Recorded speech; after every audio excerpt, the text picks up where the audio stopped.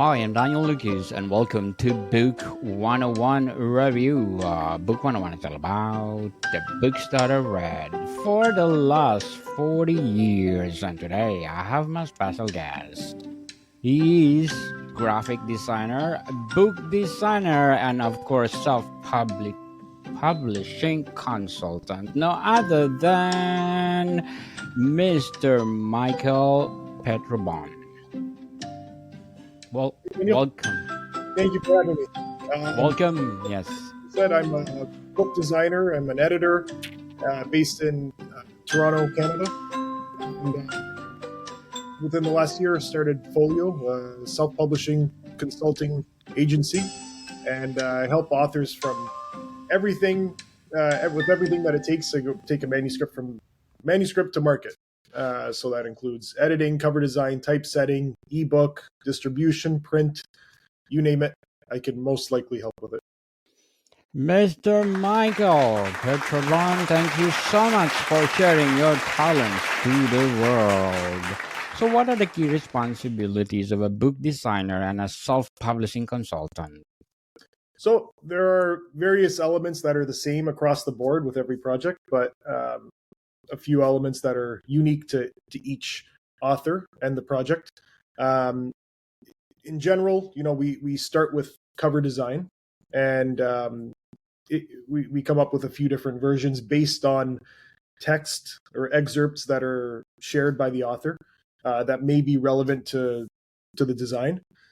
And after that, we move into typesetting and we try to make everything a cohesive design language. So the way we design the cover informs how we design the interiors, how we design the ebook, how we design marketing materials, and how we approach the marketing process as well. So all of that is informed by the cover design, which is like the leader in the whole process. And that's why we start with it. Definitely. What are your struggles for book designing and as well as a self publishing consultant? Struggles, I mean, every new project brings its own kind of struggles in a sense. Nothing that can't be overcome, of course, but that first little glimpse into the book, you have lots of ideas, but it's kind of difficult to put them together, to piece them together in a way that will be engaging for potential readers, right? And we do a lot of market research and see what other books in that genre or covering the same sort of topics also discuss, and, um, and we see what they're doing and see what we can do better, how we can stand out from that, but also play into that, because for certain genres, people will have certain expectations, right? Like fantasy, it looks a certain way. Mystery novels look a certain way generally. So we want potential readers to be familiar, but also to be intrigued by something new, right? So that's a challenge. It's a fine line that we're walking there. So, Mr. Michael, how do you differentiate between book design and general graphic design? I mean, of course, there's a lot of overlap, especially in the tools that we use, all the Adobe suite and where we get our stock imagery and all that. But the major difference is that, or a major distinction is that we're designing specifically for a book. So we have to have certain procedures in mind. Now, the cover is one thing, designing for print. I've got that book in print right here. It's the dimensions, having the correct spine width, all these little technical details, space for the barcode, all these things. But it's when you go into the inside that, in my opinion, the more interesting work happens. And that's typesetting in such a way that is engaging to the reader, keeps them wanting to read, and is not overwhelming. I'm sure you've picked up Yes. many books that you open them up and they're just a wall of text, and you don't feel compelled, you don't feel invited, you don't feel welcome to continue reading. So the way I always put it is that a good cover design is what turns a passerby into a customer of your book, but good typesetting is what turns a customer into an avid reader and a fan, right? Certainly. So, what is or how important is branding book design and self publishing consultant? I mean, I think it's absolutely essential to success in the self-publishing industry, in the book industry in general. I mean, what we do is aim to assist authors with in a way that will allow them to compete with traditionally published books, right? While still retaining complete control over the process, both creative and otherwise, right? They when people work with us, they have 100% rights over their book, and yeah, so it's the best way to compete with uh, traditionally published books, which many authors try to do a lot of this stuff themselves, like the cover design, interior typesetting, and sometimes they can do a decent job. Unfortunately, I've seen far too many books where they could have used the assistance of a professional designer. Certainly.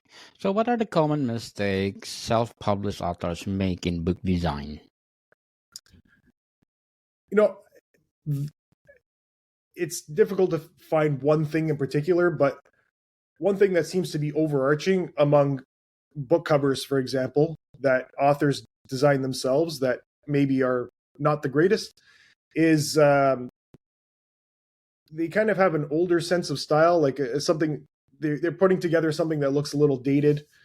In 2025, that might look like gradients and weird things like that, out of place, incorrect typefaces, modifying the typefaces in a way that's doesn't complement the imagery at all. There are a number of factors. Luckily, at least if you're uploading a book to Amazon, for example, for print on demand, they'll correct a lot of the technical issues, like ensure your spine width is correct and all that. So it's hard to make a mistake there. But generally, like I said, many authors would benefit from having a professional designer look at their work. Certainly. Totally agree, Mr. Michael. So, let's talk about the technical aspects of book design. What software and tools are essential for professional book design? I mean, I do practically everything within Adobe InDesign. And then, of course, imagery, I'm using Adobe Photoshop, a little bit of Adobe Illustrator. But the book really comes together in Adobe InDesign, right? And I'd say if anyone has the full Adobe suite of those three programs, at least, InDesign, Illustrator, and Photoshop, they're set and they can do anything. Of course, you have to have the technical know-how, and that's where a trained professional comes in. But yeah, that's really all the software you need, I would say. Certainly. So, how do you ensure a book's layout is visually appealing and readable? Well, I mean, at this point, I don't need to do as much testing because I've been designing books for so long. I know what something's going to look like when it's ultimately in print. But a few guiding principles I use that are being generous with the margins. Um, you don't want to be too generous, but you almost can't. Like if you leave nice generous margins, a little bit of white space, breathing room for the reader, that's always something that's refreshing on a new spread. If you're looking for typefaces, I'd say like we tend to stay more traditional and use serif fonts like Garamond, Baskerville, Bodoni, things like that.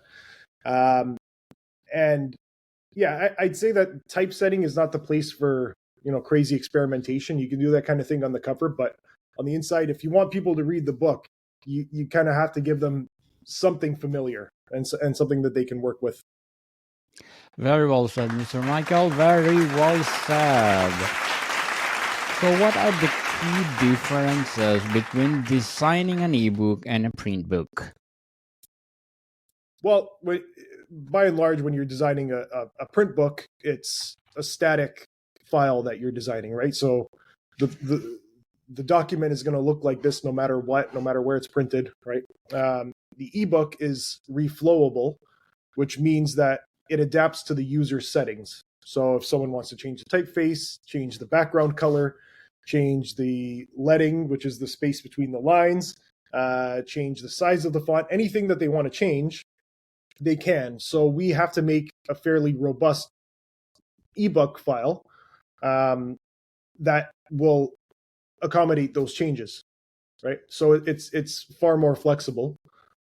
So yeah, that's a major difference. Although when we're doing ebooks, we do try to make the design informed by the print, right? So we try to make it as similar as possible, whether it's the way we've spaced out chapter openings or the fonts that we're using, whatever it is. We try to emulate the print design as much. So, what are the industry standards for book cover dimensions and formatting? I mean, there are a few common sizes like half letter, 5.5 by 8.5. There's 6 by 9 is a very common size. Most books I do are about 6 by 9. And then there's 5 by 8, 8 by 10. These are all typical sizes, but luckily, whether you're working with a custom printer like me or if you're using Amazon KDP, you can choose custom sizes. You can make a book that's wider than it is tall. You can do whatever you like in general. Certainly. So, let's talk about the self publishing process and consulting. How do you guide authors in choosing between self publishing and traditional publishing? Well, I mean, I'm going to be a little biased towards self-publishing, not just because it's the service that I sell, but I think there are great benefits to it. Among them being that authors retain 100% control and 100% royalties of their book. Now, that being said, there are cases where I'd say for books of like literary fiction, things like that don't fit into a specific genre, it may be more appropriate for an author to go traditional. But if you're publishing a memoir, if you're publishing fantasy, sci-fi, that type of book, generally you do better with self-publishing. Certainly. So, how can a consultant help authors navigate ISBNs or copyrights and legal requirements? Yeah, so the legislation there, whatever country you're in, is usually fairly straightforward. Where I am in Canada, we get ISBNs for free. So Canadian citizens don't have to pay for ISBNs. They can get an unlimited amount of ISBNs for any book that they want to publish. An important thing to know is that every different edition of a book should have an ISBN. So if it's the same book, but it's the ebook version or the print version or the hardcover edition, or if you make any changes and come out with a new edition, they all need their own ISBN. Another thing to note is I would highly recommend that any self-publishing author putting out a book does not use Amazon's free ISBN, because then you're kind of stuck with Amazon. So even if you live in a country like the US where you have to pay for ISBNs, you're better off doing that. And then you own the ISBN, you own the book, and you don't have any kind of exclusivity with Amazon. Certainly. So, what are the major self publishing platforms and how do they compare? I'd say Amazon is the big one, right? Amazon KDP. That system is great for authors looking to get their book in the market as quickly and as easily as possible. And the Amazon name has a lot of cachet behind it, so people don't have any issue usually trusting a purchase from Amazon. They know they're going to get the book if they purchased it from there. So that's a great option. It also allows authors to get very inexpensive copies for themselves. All right, in Canada, usually around $5-6 a book on Amazon KDP. Beyond that, there's Ingram Spark. They have a few more options available if you want like a nice hardcover book with a dust jacket. And most independent bookstores, like brick and mortar bookstores, they're like more eager to buy books from Ingram Spark than they are from Amazon. They usually don't like dealing with Amazon, but they'll purchase books from Ingram Spark, and that's usually the best way to get your book into physical bookstores as well. So those are the two major ones. Yes, KDP and what's the Ingram other Spark. one? Ingram Spark. So, Mr. Michael, what would be your advice for those people out there who want to publish their first stories, memoir, or any kind of books? I would say get acquainted with the process, the publishing process, and every service provider, every method of publishing, whether it's traditional or self-publishing, is going to have a different route to the end product. But there are certain things that are always the same. There's always going to be editing. There's always going to be typesetting. There's always going to be cover design. And there should always be ebook design, right? It's easy to do. It costs nothing to host it. So you may as well just add that to your repertoire. Get acquainted with the process. And even if you find that it's too difficult to manage on your own, you should know what the different stages are. And then ultimately, my advice, of course, would be to reach out to a professional like myself. But if you're willing and able to do it on your own, more power to you. And there are a lot of great resources out there. I mean, even with free software, you might be able to put a book together using Canva or something like that. So yeah, just get acquainted with the process would be my advice.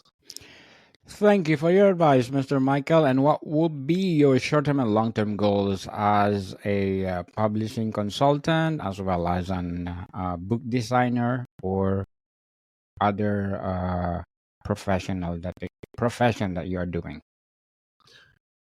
Well, I mean, I want to help as many people as I can publish their book and bring their visions to reality, as it were.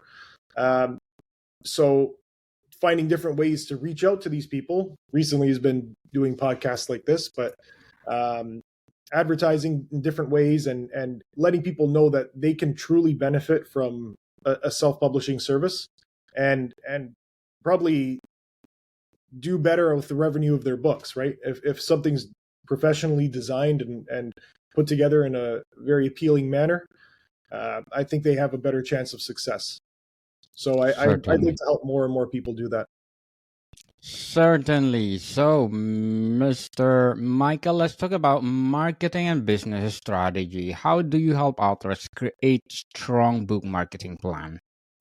So what we've started doing fairly recently is giving authors a sort of package of pitch letters and templates, and then we'll work with them on creating these. So it's reaching out to bloggers, book reviewers, librarians for events, even schools if it's like a children's book. So we've been supplying things like that. Beyond that, we've also helped authors with like Google Ads campaigns and Meta Ads campaigns to promote their book. Now, this sort of thing works better again if the book falls into a specific genre category, like science fiction, romance, whatever it is. Not as good for literary fiction, but we've had a good amount of success with these pay-per-click campaigns, as they're called.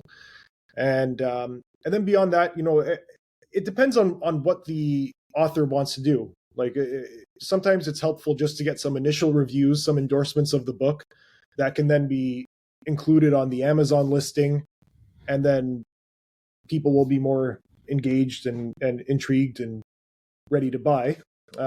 So it's different for every book. Not every marketing practice fits every book, but in general, like reaching out to other professionals in the industry, whether they're reviewers or things like that, certainly helps. So we help authors do that.